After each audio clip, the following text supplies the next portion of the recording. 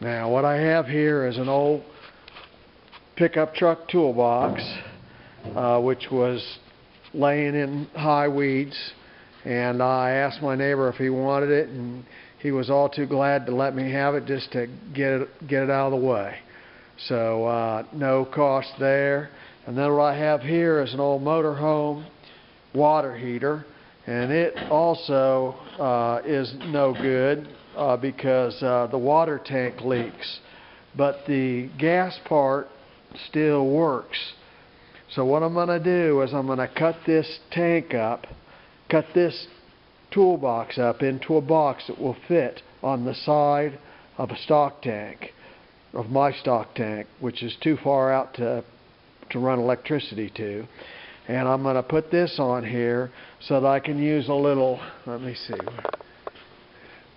a little 5-gallon propane tank like this to burn a pilot light. Basically, I could set it up to where it can burn more if the thermostat requires it, but I think it can do it on a pilot light just to keep it warm enough to keep the water freezing. Now, I could be wrong.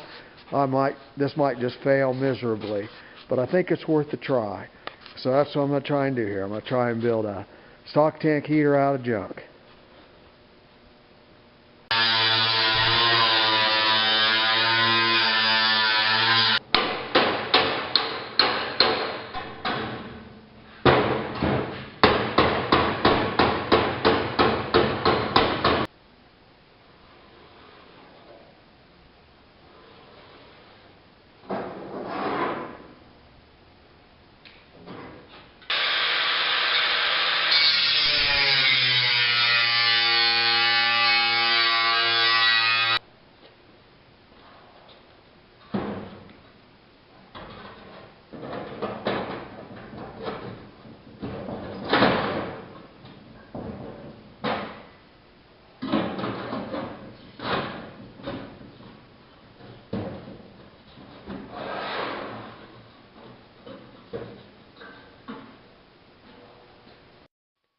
Okay, I've got it to the point where I can test it before proceeding, and I've done that. I've mounted the gas from the RV water heater, the gas supply hardware to the back of my box here. And you can see I have my pilot light on right now. Now this is all stuff I already had these 2 tanks, and I had this regulator in storage and this line. So far the only thing I've had to purchase are 2 adapter ends for the ends of this line. And this unit here turned out, when I first tested it, it didn't work. So I took it apart and rebuilt it. I would never do that if I was using this in a house, but I'm using it in a stock tank. And I felt that I had a pretty good chance of getting this right. So hopefully I'm okay there. So that little blue flame in there is 2,000 degrees. And if I put my hand around over here on this pipe inside here, where that blue flame's burning inside that pipe, just above that pipe, that's really hot. So I think it's going to heat this box up quite a bit.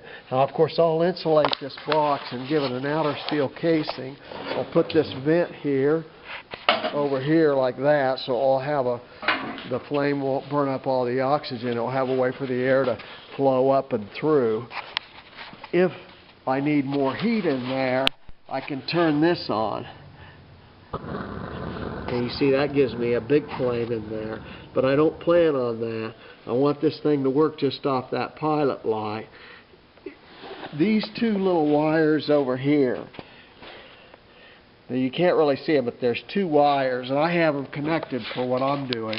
But if I wanted to, I could run those wires up the side here into a hole in the top with a little bimetal spring and have this thing working so that whenever it got below a certain temperature in this box, that bigger flame would come on. But I don't want this thing, I want this thing to work on only a pilot light, because otherwise it's going to burn the fuel up in these tanks really quick, and it's not going to be efficient. So that's the goal, and hopefully it will work. I'll proceed now that I know that I got it all working right.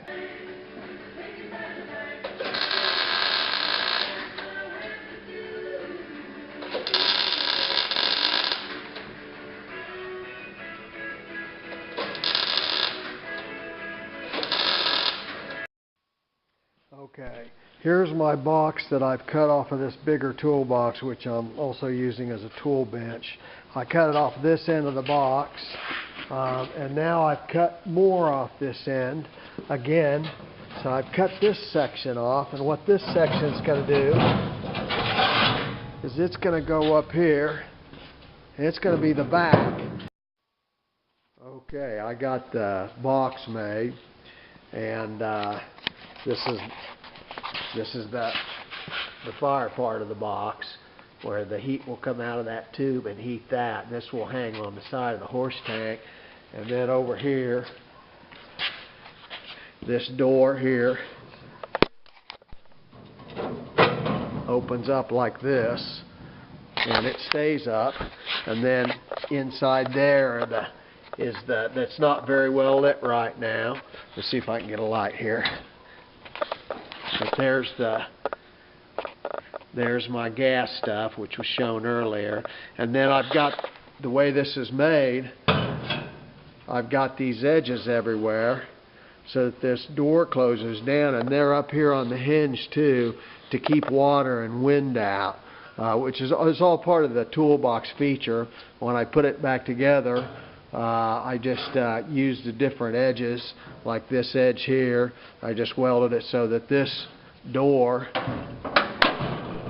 slams down and goes right on there, and it fits tight against there, so it's tight, it's snug, and the wind can't open it, and it doesn't need a latch that way.